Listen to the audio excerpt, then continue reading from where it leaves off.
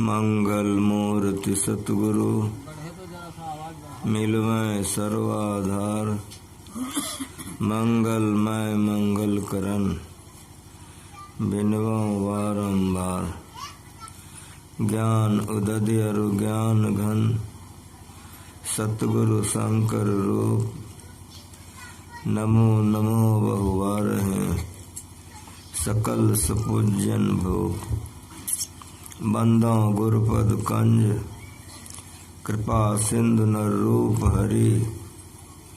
महामोह तम पुंज जासु वचन रवि कर निकर। धन्य धन्य सतगुरु सुखद महिमा कही न जाय। जो कछु कहूँ तुम्हारी कृपा मोते कछु न बसाए।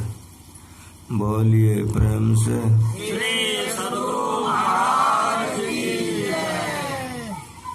सत्संग में पधारे पवित्र आत्माओं।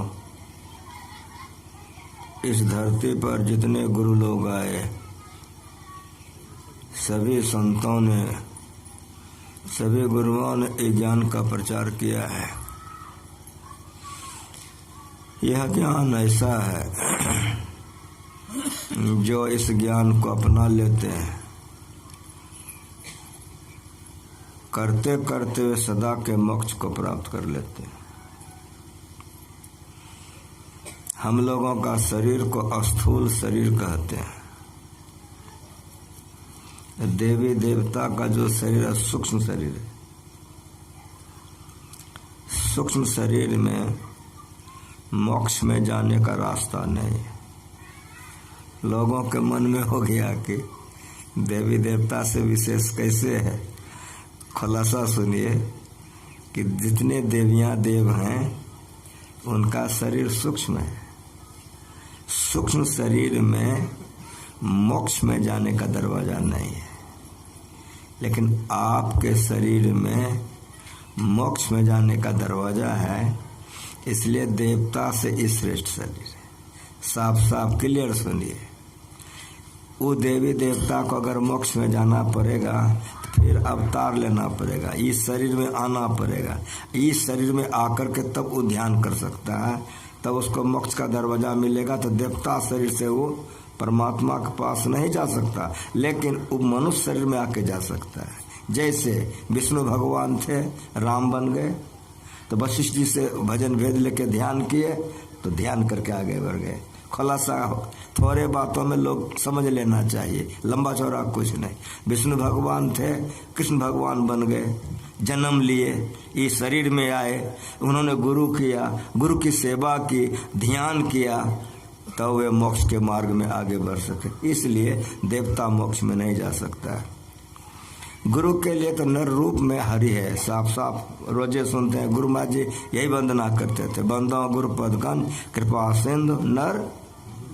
नर के रूप में साक्षात हरि है। वो जो करना चाहते हैं कर लेते हैं। नानक देव जी महाराज शरीर में थे, प्रचार कर रहे थे। सभी तरह के भक्त होते हैं। एक भक्त थे, उनके मन में हुआ, अभी आप लोग कहाँ कहाँ से आए हैं कि नहीं आए। नानक देव जी के दर्शन के लिए बहुत से भक्त आए। एक भक्त जाने लगा तो उसके पुत्र ने कहा कि पिताजी जा रहे हैं गुरु महाराज जी का दर्शन करने, तो गुरु महाराज जी को अपने यहाँ बुलाइए न, कि अपने यहाँ सत्संग हो जाए। पिता को बड़ा अच्छा लगा, कहा बेटा बहुत अच्छा कहे। गए, गुरु महाराज से प्रार्थना किए। उन्होंने कहा अच्छा रुको जरा सा। विचार विमर्श हुआ तो 1 महीने के बाद प्रोग्राम बन गया। आया जब वो पुत्र ने पूछा कि पिताजी गुरु महाराज नहीं आएंगे। कहाँ बेटा आएंगे, लेकिन 1 महीना के बाद आएंगे। का बड़ा बढ़िया हुआ कि 1 महीना का मौका मिल गया। दोनों बाप बेटा खूब कमाएंगे, कमा के खूब टका जमा करेंगे और गुरु महाराज जी का खूब सेवा करेंगे। दोनों बाप बेटा खूब कमाने लगा, कमा कमा के बहुत रुपया जमा करने लगा। 1 सप्ताह बचा, सब टका जमा करके रात में बाप बेटा मिलानी किया तो दोनों बाप बेटा बड़ा खुश हो गया। कब इतना रुपया हो गया कि गुरु महाराज का सेवा हो जाएगा, जितने लोग आएंगे भंडारो हो जाएगा, सब काम हो जाएगा। लेकिन कभी कभी जीवन में बड़ा गड़बड़ होता है। काह सुनाए पुनि काह सुनावा, काह देखाए पुनि काह देखावा। भगवान के पिताजी सोचा था कि कल राज देंगे, राजा बनेंगे, और राम भगवान को जंगल जाना पड़ा। कभी कभी जीवन में हो जाता है। रात में दोनों बाप बेटा विचार करबे किया, सवेरा हुआ बेटा बीमार पड़ गया। अब बाप इलाज कराने लग गया। कराते कराते कराते कराते ठीक तो हुआ, लेकिन सब रुपया खर्चा हो गया। पुत्र के बीमारी में सारा खर्चा हो गया। बाप का मन गिर गया कि चौपट हो गया। कहा कि अब क्या होगा। कहा पिताजी क्यों इतना चिंता करते हैं, गुरु महाराज पूर्ण है, गांव में चले जाइए, कर्जा ले लीजिए। जब गुरु महाराज जी चले जाएंगे तो दोनों बाप बेटा कमा करके कर्जा तोड़ देंगे। कहा हाँ ये हो सकता है, लेकिन आप लोग एक बात सुनिए, कोई मजदूर हो, जगह जमीन नहीं हो, उसमें भी जानिए कि शरीर से खट के खाता है, और उसमें भी देखिए एक बीमारे है, मरने पर है, तब आप यहाँ कर्जा लाने जाएगा, ईमानदारी से बोलिएगा दीजिएगा ना। दुख दरिद्र सम दुख जग नाही, लेकिन तुरंत सुनिए कि संत मिलन सम सुख जग नाही। दरिद्र ऐसी चीज है कि लोग ईमानदार होने के बावजूद भी लोग उसको नहीं देते। वही हुआ, दिन भर बेचारा घूम करके आया, गांव के लोगों को मालूम था कि इसका बेटा तो मरने पर है, कुछ भी नहीं मिला, लौट के आ गया। बड़ा मन गिर गया। का बेटा कहाँ, अब क्या होगा, अब तो कल गुरु महाराज आएंगे। कोई कुछ नहीं दिया, कर्जा भी कहीं से मांगे नहीं दिया, अब क्या होगा। बेटा ने कहा बाबूजी आप बहुत जल्दी घबरा जाते हैं, अब गुरु महाराज पूर्ण है, बगल में सेंध काट करके चोरी करके ले आएंगे, गुरु महाराज जी का सेवा कर लेंगे, जितना लाएंगे दोनों बाप बेटा कमा के दुगुना पैर पर रख के क्षमा मांग लेंगे कि लाचारी में आपसे हम चोरी किए थे। बाप ने कहा कि बेटा ये तो बात बढ़िया नहीं है। कहा कि गुरु के लिए सब बढ़िया है, जब शरीर गुरु का है, सब कुछ गुरुए का है, तो गुरु के लिए सब कुछ बढ़िया है, कोनो खराब नहीं है। चलिए, चला गया, बगल में सेंध काट लिया। वहाँ पर जो नानक देव जी महाराज के रसोइया ने चिट्ठा दिया था, उसके मुताबिक सारा सामान लेकर के घर आ गया। दोनों बाप बेटा मिला नहीं किया, 2 गो सामान घट गया। कहा कि 2 सामान तो नहीं है। कहा सेंध कटा हुआ है, ये जाके ले आते। कहा छोड़ दो। कहा नहीं, छोड़ देंगे तो गुरु महाराज को तकलीफ हो जाएगी, और फिर आपको कोई देगा नहीं, सेंध कट ले है, चलिए ले आते हैं। चला गया, घुस गया, ले करके निकल रहा था, क्या संजोग हो गया कि घर वाला का नींद टूट गया। देखा कि चोर भागे जा रहा है, दौड़ा, ये इतना शरीर सेंध से निकाल लिया था, सामान पिता को दे दिया था। तब तक में घरवैया आया, अब दोनों पैर पकड़ लिया, लगा खींचने, अंदर करने लगा। उसने कहा कि पिताजी घर वाला जग गया है, मेरा दोनों पैर पकड़ के भीतर खींच रहा है, हमको बल नहीं मिल रहा है, आप मेरा दोनों हाथ पकड़ के आगे बाहर निकाल लीजिए। निकालने लगा तो घरवैया चाहता था अंदर कर ले, और उसके पिता चाहता था बाहर कर ले। ये घिंचा तेरी में भोर हो गया। लड़के ने कहा पिताजी समय भोर का हो गया, लोग जग जाएंगे, और जब आपको हमको लोग देखेंगे तो कहेंगे गुरु का जो शिष्य होता है चोर होता है, तो गुरु महाराज जी की बड़ी बदनामी हो जाएगी। तो बाप ने कहा क्या करें। कहा मेरा मस्तक काट के आप चले जाइए। कहा एक तुम बेटे हो, मस्तक काट लें, ये कैसे संभव है। कहा गुरु से बढ़कर कोई नहीं होता। जब सब चीज गुरु का है, गुरु के नाम पर आप देरी मत कीजिए। नहीं तो गुरु महाराज की बदनामी हो जाएगी। सर काट के चले जाइए। सर से ही पहचान होती है, धड़ से पहचान नहीं होती है। बेचारा औवा आ गया, क्या करेगा, कटार से मस्तक काट के चल दिया। घर तो गया, सामान को भी रख दिया, मस्तक को झाँप के रख दिया। बेचैनी हो गई, कभी दरवाजे पर आवे और कभी भीतर जाए। बाप बहुत बेचैन हो गया। उधर तो आंगन बाहर कर रहा है बेटा के लिए, इधर जो खींचा तो देखा मस्तक है ये नहीं। तो सबका बेटा आ गया, कहा कि क्या तो मस्तक नहीं, अब पुलिस आएगी, हम लोग पकड़े जाएंगे, सबों को सजा हो जाएगी। तो कहा कि मैं इसको फेंक देता हूँ और तुम लोग इसको बंद कर दो। तो बुढ़ा ने क्या काम किया, उसके लाश को उठा के फेंकने के लिए चल दिया। ये लोग यहाँ बंद उंद करने लग गए। वो लेके जो जा रहा था तो जवान आदमी का लाश, बूढ़ा आदमी, संजोग ऐसा हो गया उसके बाप के द्वारे पर आते आते वो थरथर आ गया, वहीं पटक के भाग गया। वो जो पटक के भाग गया तो वो तो अंगना द्वार करिए रहा था, देख लिया तो पहचान लिया, मेरा बेटा का ही घर है। उठा के भीतर लेके चला गया, अंदर में ले जा करके सुता दिया, मस्तक उतार करके खूब सुंदर से सटा दिया, चादर ओढ़ा के कम्बल ओढ़ा दिया। इधर सवेरा हो गया, लोग आने लग गए, सारी व्यवस्था हो गई, सत्संग प्रारंभ हो गया। नानक देव जी आ गए, खूब धमगिज्जर सत्संग हुआ, बहुत अच्छा। सत्संग होने के बाद सारे लोग चले गए। गुरु नानक देव जी महाराज का भोजन बन गया। रसोईया आके कहा, गुरुदेव भोजन बन गया, भोजन कर लिया जाए। कहा कि बुलाओ सम्मन को, उसका नाम था सम्मन। कहा कि बुलाओ सम्मन को, आ गया। कहा सम्मन? कहा जी गुरुदेव। करे मैं आस पास इर्द गिर्द कहीं आता हूँ तो मूसन आके मेरा सेवा करता है, और तुम्हारे घर में आया हूँ, वो प्रणाम करने के लिए नहीं आया है, कहाँ है वो?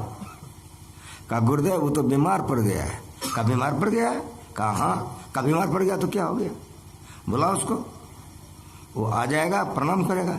कहा हजूर हमारे बुलाने से नहीं आएगा। कहा तुम्हारे बुलाने से नहीं आएगा? कहा नहीं, तो मैं बुला लूँ?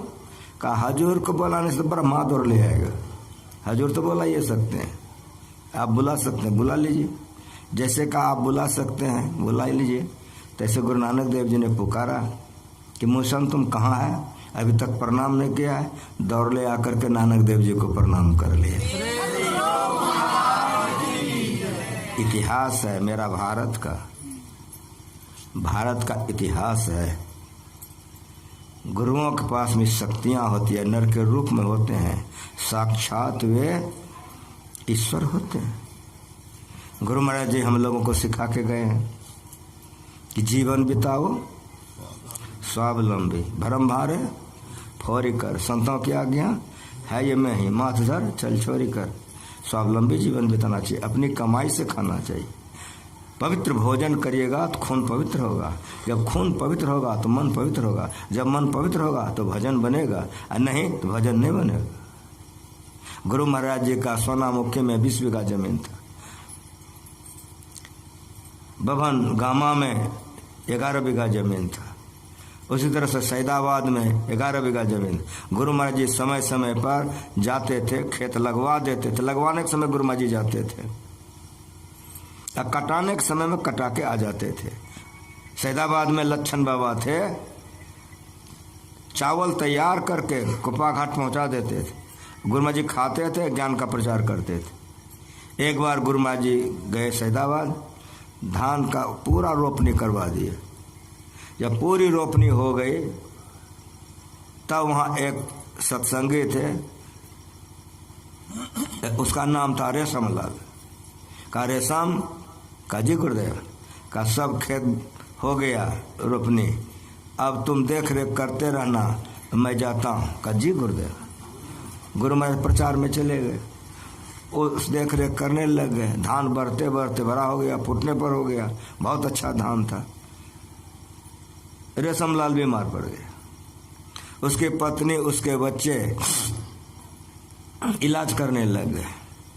इलाज करते गए, बीमारी बढ़ती गई, कम नहीं हुआ। होते होते एक दिन उनकी इतनी बेचैनी हो गई कि रेशमलाल का शरीर छूट गया, हाहाकार मच गया। सारे समाज के लोग आए, सत्संगी लोग आए, कहा कि तो बड़ा अनर्थ हो गया, अब गुरु महाराज जी का खेत कौन देखेगा। रेशमलाल का उम्र तो मरने का नहीं था, तो बहुत बूढ़ा भी नहीं हुआ था। सब में एकदम मातम छा गया। लेकिन समाज के लोग जमा हो गए, तो अब काम करना है। बांस मंगवाए, फगरोल बन गया, लोगों को बाजार भेजा, बाजार से सामान आ गया, कफन वगैरह सब आ गया, सारी तैयारियां हो गई। तो समाज के लोगों ने उनके बड़े लड़के से कहा कि बेटा अब क्या देखते हो, रोने धोने सब क्या होगा, जो होना था हो गया, चलो पिताजी को स्नान करा दो, हम लोग जा कर के दाह संस्कार कर देंगे। तो समाज के लोग मिलकर के उसके बेटे जेठे को लेकर के गए। जिस रूम में रेशमलाल का लाश पड़ा था, ये लोग प्रवेश किए। तो जैसे समाज के लोग लड़का सहित उसमें प्रवेश किए, कब उठाएंगे कि रेशमलाल अपने उठ फुट करके बैठ गया। रेशमलाल जो उठ फुट करके बैठ गया, तो समाज के सब लोग आंगन में आ गए, सब ने हल्ला कर दिया कि रेशम भूत हो गया। लेकिन उसका जो बड़ा बेटा था, वो बड़का बेटा के मन में हुआ कि पिताजी ध्यान करते थे, कहीं ऐसा तो नहीं होगा कि ध्यान में चढ़ गए थे। पूछे तो जाके चरणों में प्रणाम किया, कहा पिताजी, कहा हाँ, कहा आप तो मर गए थे, आपके लिए अर्थी बन गई है, जितनी सामान होना चाहिए कफन वगैरह भी आ गया था। सारे लोग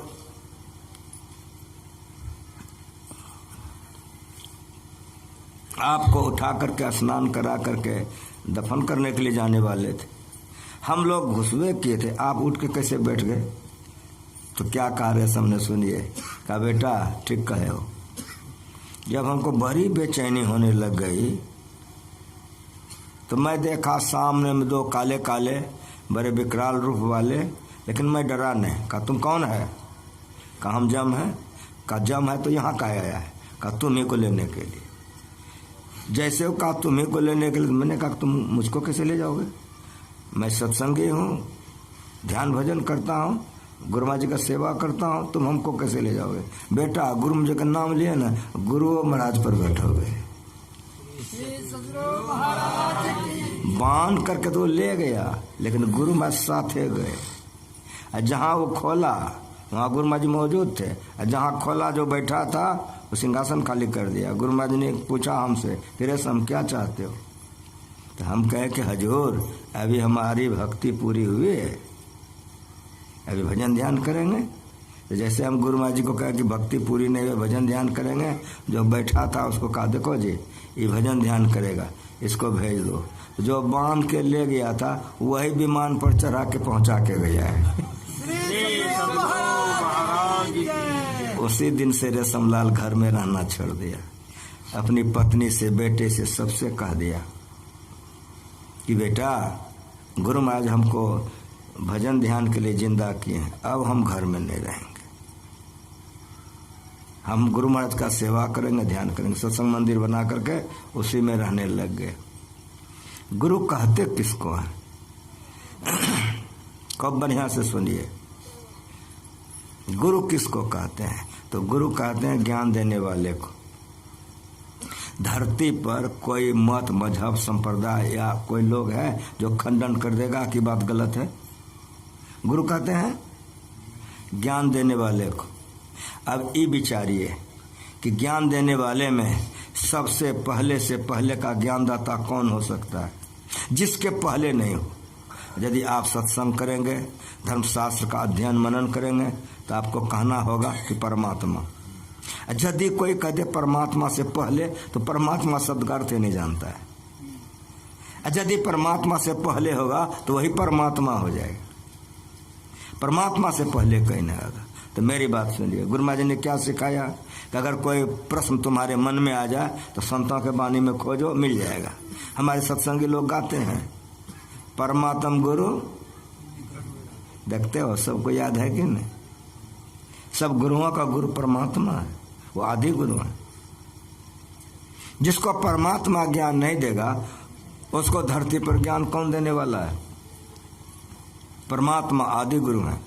परमात्म गुरु निकट विराजे, जाग जाग मन मेरे, धाय के सदगुरु चरणन लागो, काल खरा सिरते।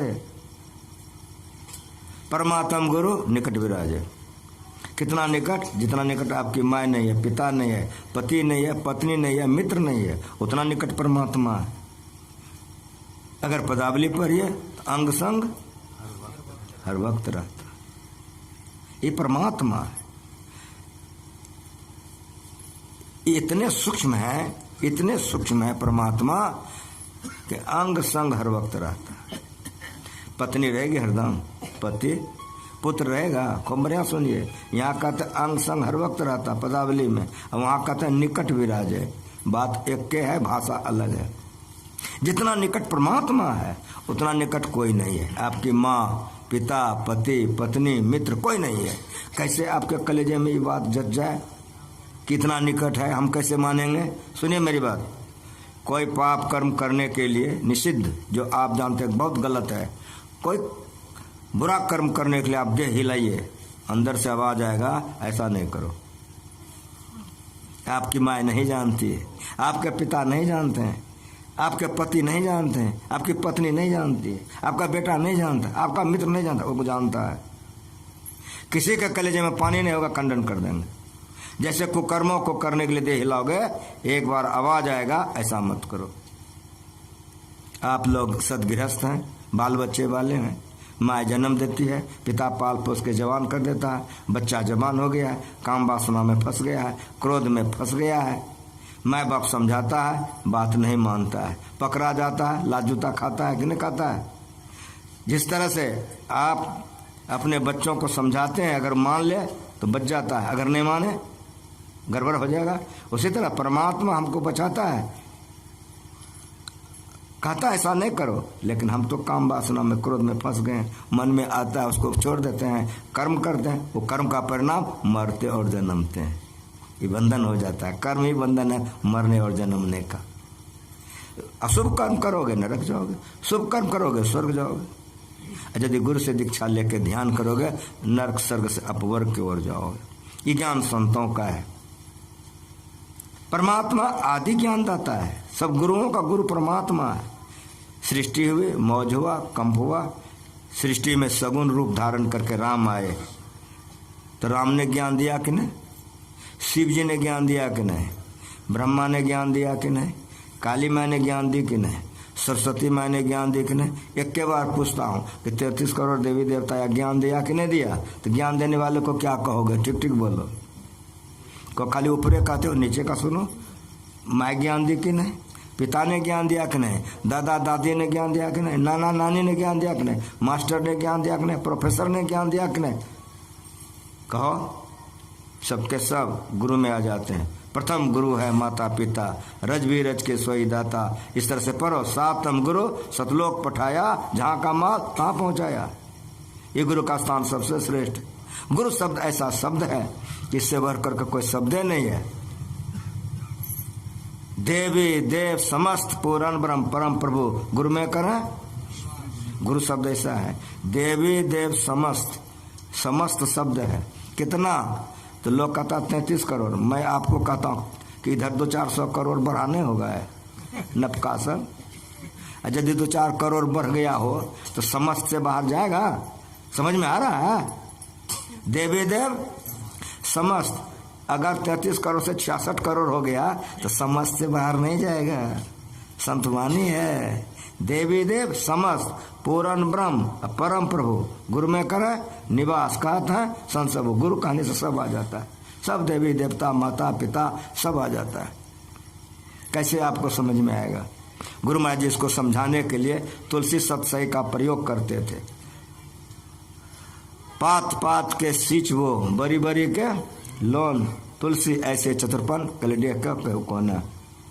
आप एक बगीचा लगाए हो, या बेटा को भेज दियो पानी पटाने के लिए, भाई को, स्टाफ को, वो चला गया है, लेकिन आपके मन में विश्वास नहीं हुआ कि छोरा गया कि नहीं, चल के देखना चाहिए। और जब गए हो बगीचा तो देखते क्या हो? कि बेटे ने घड़ा भर लिया है, गाछ पर चढ़ गया है, एक एक गिलास ले करके पत्ता पत्ता में पानी दे रहा है। मोच पे जाओगे ना कि बेटा बड़ा होशियार है। समझ में आ रहा है? बहुदेव उपासक ठगा जाते हैं। बहुत देवी देवता का पूजा करोगे गिर जाओगे। पत्ता पत्ता में पानी देने वाला ठगा जाएगा। करोगे क्या? ठीक ठीक बताओ। कहो बेटा नीचे उतरो। कितना दुख होगा? उसी तरह जब हम लोग बहुत देवी देवता का पूजा करते हैं तो गुरु को बड़ा कष्ट होता है। आपको इतना कष्ट होगा कहेगा नीचे उतरो। ऐसे पानी नहीं पटाया जाता। कैसे पानी पटाया जाता है? तो हाथ से घड़ा ले लोगे और गाछ के जड़ में उड़ेल दोगे। गाछ इतना मोटा है, गाछ इतना मोटा है, अनुपात से पानी लेगा ना कि नहीं? इतना मोटा डाल है, पानी जाएगा कि नहीं? इतनी पतली टहनियाँ है, पानी जाएगा कि नहीं? पत्ता पत्ता में पानी जाएगा कि नहीं जाएगा? जाएगा ना? सच बोल रहे हैं? बोलिए प्रेम से।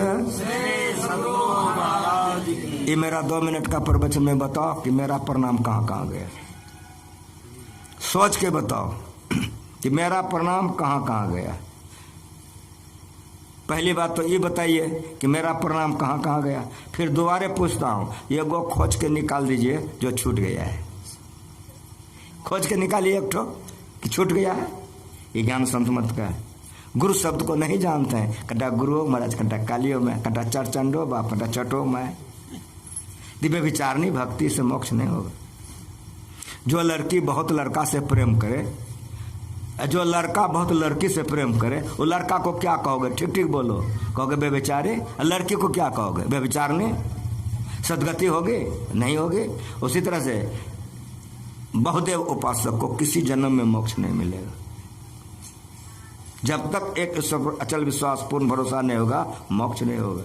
इसलिए बेविचारी भक्त मत बनिए, एक निष्ठ भक्त बनिए। संत मत यही बतलाता है। गुरु शब्द को नहीं जानते हैं, इसीलिए भजनों भेद ले लिए हैं। कंटा छठो में, कंटा चरचंडो बाप, कंटा कालियो में, कंटा दुर्गो में, कंटा चराई धरो, कंटा खोचरा उधरो। ये क्या हो गया? माइक पर हल्ला करते हो, एक ईश्वर पर अचल विश्वास पूर्ण भरोसा।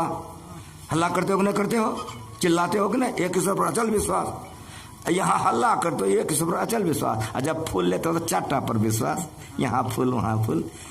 गाल बजाए हो एक पर अचल विश्वास, अब फूल लेते 4-5टा पर विश्वास, अगरबत्ती लेते चारों तरफ। ये क्या हो गया? घर में कोई 1 गो कन्या है, बाहर में 4-5 गो कन्या है। घर में कोई 1 गो दूल्हा, बाहर में 4-5 गो दूल्हा। समझ में आ रहा है? संतों का ज्ञान ऊंचा ज्ञान है। जब तक एक पर अचल विश्वास पूर्ण भरोसा नहीं होगा, मोक्ष नहीं होगा।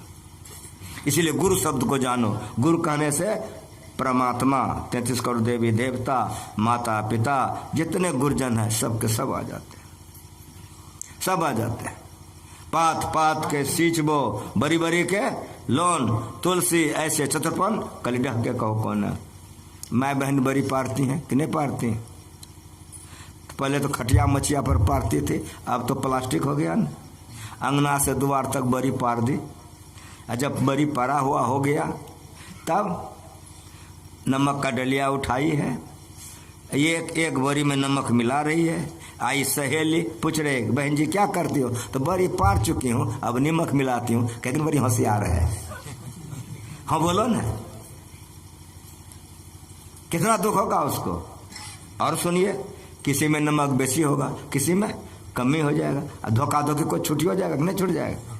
लेकिन मेरी बात सुनिए कि बेसन में नमक दे दीजिए तो बड़ी की साइज इतनी बड़ी, बड़ी साइज इतनी बड़ी, बड़ी साइज इतनी छोटी, लाखों बरियां पारी गई। नमक कमियों बेस होगा? नहीं होगा। सच विश्वास है। बोलिए प्रेम से। अनुपात से प्रणाम चला गया सबको। जैसे गाछ के जड़ में पानी डाल दिए तो मोटका परमात्मा है। परमात्मा में मौज कंपवा जो सृष्टि हुई है। देवी देवता और जितने गुरुजन हैं सबको ले लीजिए, कहीं नहीं छूटता है। इसी गुरु शब्द को जानिए। अगर गुरु शब्द को नहीं जानिएगा भटक जाइएगा। अति पावन गुरु मंत्र मनाए मन, उपकारी गुरु रूप को मानस। अब सुनिए कि परमात्मा निराकार है। परमात्मा निराकार है और देवी देवता सूक्ष्म है। तो गुरु महाराज जी ने कहा कि डूबने वालों का सहारा पानी होगा, पानी में डूबने वालों का सहारा पानी होगा। लेकिन अगर पानी को जकड़ के पकड़ ले तो रास्ता तो ले चला जाएगा, इसीलिए उसको तैरने के लिए सीखना पड़ता है। उसी तरह से परमात्मा सगुण रूप में जब यहाँ आए हैं तो बहुत विविध नाम है उनका, उन्हीं नामों में गुरु जो बतला दे उस मंत्र का जाप कीजिए। जो मंत्र गुरु बतला दे उस मंत्र का जाप कीजिए। जिस मंत्र का जाप कीजिए उसी रूप का ध्यान कीजिए। तुलसीदास जी ने राम राम जपा तो राम का ध्यान किया, सूरदास जी ने कृष्ण भगवान का जाप किया, कृष्ण का ध्यान किया, रामकृष्ण परमहंस जी महाराज ने काली माँ का जाप किया, काली माँ का ध्यान किया, कबीर साहब ने गुरु का जाप किया, गुरु का ध्यान किया। जिसका जाप कीजिए उसी का ध्यान कीजिए। लेकिन मेरी बात सुनिए कि मानस योग के बाद ज्योति योग कीजिए। इसीलिए गुरु महाराज जी हम लोगों को सिखा गए हैं, पंथाई भावों को हटाकर विचार आ जाए, ऐसे सिद्ध होगा सब संतों का। राम के बाद बिंदु पर, श्याम के बाद बिंदु पर, काली के बाद बिंदु पर, गुरु के बाद बिंदु पर, बिंदु पर आते एक हो जाएगा। इसीलिए अभी गाए हो, क्या गाए हो? बिंदु ध्यान विधि, नाद ध्यान विधि, सरल सरल जग में प्रचारी, सब संतन के बड़ी बलिहारी। ज्ञान ध्यान निधि, गुरु ज्ञान का बात सुनाता है कि मछली तर तर के मत खाओ, शराब मत पियो, झूठ मत बोलो, व्यभिचार नहीं करो, ये ज्ञान का बात सुनाते हैं। ध्यान करने के लिए बतलाते हैं। निधि मना होता खजाना, निधि मना होता है खजाना, उस संतों के पास में। वो खजाना क्या है? तो बिंदु ध्यान विधि, नाद ध्यान विधि। बिंदु और नाद खजाना है। बिंदु दर्शनम दुर्दर्शनम मा पुण्यात, जो बिंदु को अपना लेगा तीनों लोग उसको झकाझक सूझने लगेगा। ये बिंदु ध्यान है। नाद श्रवणम दुर्श्रवणम कारणम, वो सब सुनता है, सब जीव का आवाज को सुनता है। एक लड़की की शादी हो रही है, आप जाके देख रहे हो तो मरवा सजाया है, तो बड़ा मजा लगता है मरवा देखने में कि नहीं? यदि उसी समय अंग्रेजी बाजा बजने लग जाए तो देखना गौण हो जाएगा और सुनना प्रधान हो जाएगा। उसी तरह से जो बिंदु ध्यान करते हैं वो तीनों लोग देखता है, लेकिन उसी में अगर नाद सुनने लग जाता है तो अनुभूति नाद की होती है, तो रूप जगत से वह साधक अरूप में चला जाता है।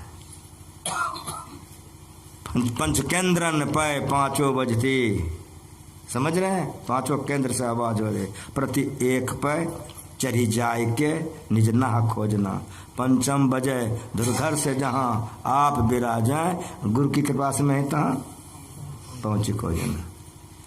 गुरु का ज्ञान श्रेष्ठ है, कतना हो कहा जाए खत्म नहीं होगा। बेसी अगर कहेंगे तो रात हो जाएगा, रात हो करके भोजन करेंगे तो भोर में नींद नहीं टूटेगा, और यदि नींद नहीं टूटेगा सोए रहोगे तो पाप लगेगा।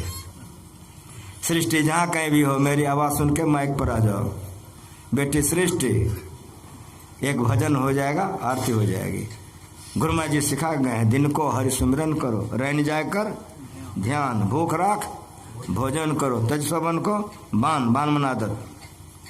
दिन को तमाम कामों को करते हुए जाप कीजिए। तो कहियो ने कहेगा बाबा मन नहीं लगे छे ध्यान में, इस शिकायतें नहीं होगा। जाप नहीं करते हो इसीलिए ध्यान नहीं बनता है। दिन को हरि सिमरन करो, तमाम कामों को करते हुए जाप करते रहो, तन काम में मन राम में, तमाम कामों को करते हुए जाप करो। दिन को हरि सिमरन करो, रैनी जाग कर ध्यान, रात भर जग कर ध्यान करो। तो गुरु महाराज जी मनिहारी में बोले कि रैनी जाग कर ध्यान ये सभी के लिए सुलभ नहीं है। हाँ, जिसकी सूरत सार शब्द में लग गई है वो रात भर जग जाएगा, तो उसके लिए नहीं, साधारण के लिए नहीं। तब आधी रात सो जाए। ये पाठ हुआ, संशयवा पाठ किए, गुरु महाराज इस पर प्रवचन किए।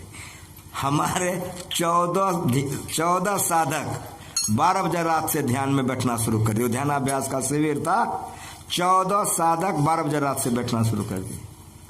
राम लगन बाबा 1 बजे से बैठते थे, साईं बाबा 2 बजे से, सब दिन 2 बजे रात से ही बैठ जाते थे साईं बाबा। मध्यरात्रि में ध्यान करने से ध्यान बनेगा। ये बात को समझ लीजिए। अब वैसा जंगल नहीं है जहाँ जंगल में चले जाओगे। कटिहार के सत्संग मंदिर में गुरु महाराज जी ने कहा था कि मध्यरात्रि जंगल है, उठ करके बैठो, टहलो थोड़ा सा, लोग सोया हुआ है देखोगे तो वैराग्य होगा। मध्यरात्रि में बैठ करके ध्यान कीजिए। जो अच्छे साधक हैं, अभी भी अच्छी साधिका है, मध्यरात्रि में बैठ करके ध्यान करते हैं। 3 घंटा 4 घंटा रात में बैठते हैं। बैठे चूत तो निकले सूत। पहले तन स्थिर होगा, जब शरीर स्थिर हो जाए तब मन स्थिर होगा, मन स्थिर होगा तब सूरत स्थिर होगा। तब क्या वक्त है, तो इतना मजा लगेगा उठवे नहीं करोगे, इतना मजा लगेगा ना उठवे नहीं करोगे। ये भी है कि बैठवे नहीं करोगे, इकुस पुकुस। इसीलिए मध्यरात्रि में जो साधक साधिका, अभी भी हमारे बहुत सदगृहस्थ लोग हैं, आंख से आंसू टपक जाती है। बहुत से ऐसे हमारे सदगृहस्थ हैं, पति पत्नी बैठ के ध्यान करते हैं। कामी नारी प्यारी जिमी, लोभी को जिमी दाम। कामी पुरुष को जिस तरह स्त्री प्यारी है, पति प्यारा है, और भक्तों को भगवान का नाम प्यारा है। समझ में आ रहा है? इस तरह से हमारे बहुत से ऐसे लोग हैं अभी भी धरती पर कि मध्यरात्रि में बैठ करके ध्यान करते हैं। जो लोग सीख लिए हैं, बैठिए और घंटों बैठिए। एक आसन से जब घंटों बैठने का आदत लग जाएगा तब सूरत की चढ़ाई होगी। घंटों नहीं बैठिएगा नहीं होगा। इसलिए घंटों बैठने के लिए ब्रह्मचर्य का पालन कीजिए। अगर ब्रह्मचर्य बढ़िया नहीं रहेगा शरीर खोखला हो जाएगा, और शरीर खोखला हो जाएगा तो भजन नहीं कर सकोगे। क्योंकि बाबा जी हम तो गृहस्थ हैं, तो नानक साहब तो गृहस्थ थे, 2 बेटा था। गुरु गोविंद सिंह गृहस्थ थे, 4 बेटा था। केवल संतान उत्पत्ति के लिए शरीर का नाश करना चाहिए। अब संतान नहीं करना, यहाँ से वानप्रस्थ है। वानप्रस्थ का मतलब पति पत्नी हो, भाई बहन की तरह से रहो। तो तुम्हारा भी लाल लाल गाल मुंह रहेगा, काम करोगे निरोग रहोगे, और पत्नी का भी मुंह कान लाल लाल रहेगा, निरोग रहोगे, भजन में मन लगेगा, और संसार के काम में बल मिलेगा। ब्रह्म ज्ञान के लिए ब्रह्मचर्य अनिवार्य है। चाहे अखंड ब्रह्मचर्य जिस तरह से गुरु महाराज जी, विवेकानंद, या खंडित ब्रह्मचर्य, संतान उत्पत्ति के बाद ब्रह्मचर्य पर पूरा ख्याल रखो। जो ब्रह्मचर्य का ख्याल नहीं रखेगा वो ब्रह्म ज्ञान में आगे नहीं बढ़ सकता है। बिंदु ध्यान और नाद ध्यान उससे होगा ही नहीं। खूब बढ़िया सुन लो, ये दोनों ज्ञान के लिए ब्रह्मचर्य अनिवार्य है। इसीलिए तमाम बातों पर ख्याल रखते हुए ईमानदारी पसीने की कमाई खाइए और भजन कीजिए। बेईमानी शैतानी का कमाई खाइएगा, भजन नहीं बनेगा। एक बाबा जी एक गांव में घुस गया। आप कैसे किसान के दरवाजे पर कहा कि बेटा खिला दो, का बाबा क्षमा कर जी हम नहीं खिला सकें। हमारे पड़ोसिया के फलना बाबू के यहाँ चले जाए, उसके यहाँ गया कि बेटा कुछ भोजन करा दो। कहा बाबा अभी कराता हूँ। पत्नी से कहा आप पैर हाथ धुलवाइए, हम पड़ोस के आ रहे हैं। जब खाने लगा तो पंखा देने लगा, जब मुंह धोने लगा तो अब पानी बराने लग गया, और जो आ रहा था तो डगमगाने लग गया। तो किसान ने पकड़ लिया, बाबा क्या हुआ? कहा कुछ नहीं बेटा, हमको आसनी पर बैठा दो। अब बैठा दिया तो रात भर समाधि में बैठ ले रह गए। सवेरा हुआ, बहुत दिन चढ़ गया, उठा, घर भैया को बुलाया, आ गया। कहा रे बेटा, कहा हाँ, कहा कैसा अन्न खिला दिया तुम? हाथ जोड़ लिया कि बाबा अगर कोई अपराध हो गई क्षमा करिए। कहा नहीं रे बेटा नहीं रे, तेरा अन्न इतना पवित्र था, खाते भजन करने का मन हुआ, जैसे बैठे बेटा समाधि लग गई। उसको बुला तुम। कहा किसको? कहा जो हमको खाने के लिए नहीं दिया था उसको बुला। बुलाया, कहा बेटा तुम क्यों नहीं खिलाया हमको? रोने लग गए कि बाबा क्षमा कर दिए। कहा बेटा क्षमा है लेकिन बोलो।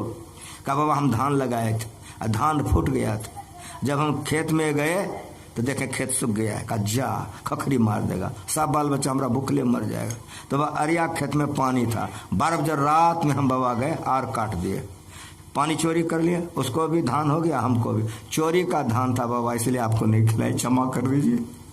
साधु बड़ा दयालु था। अरे बेटा तुम्हारा विचार बहुत अच्छा, इधर आओ, पीठ पर हाथ देकर आशीर्वाद दिया कि तेरी गरीबी सदा के लिए चली जाएगी। जाओ, बेईमानी शैतानी का अन्न खाओगे खून खराब हो जाएगा, और खून खराब हो जाएगा भजन नहीं होगा।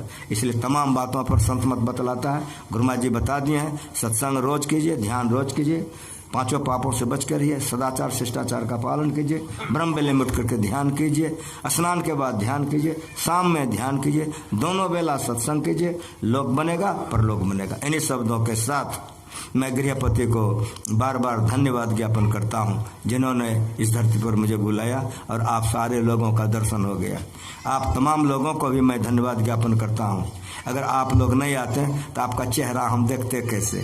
अब उल्टा देता हूँ कि हमको आप कैसे देखते।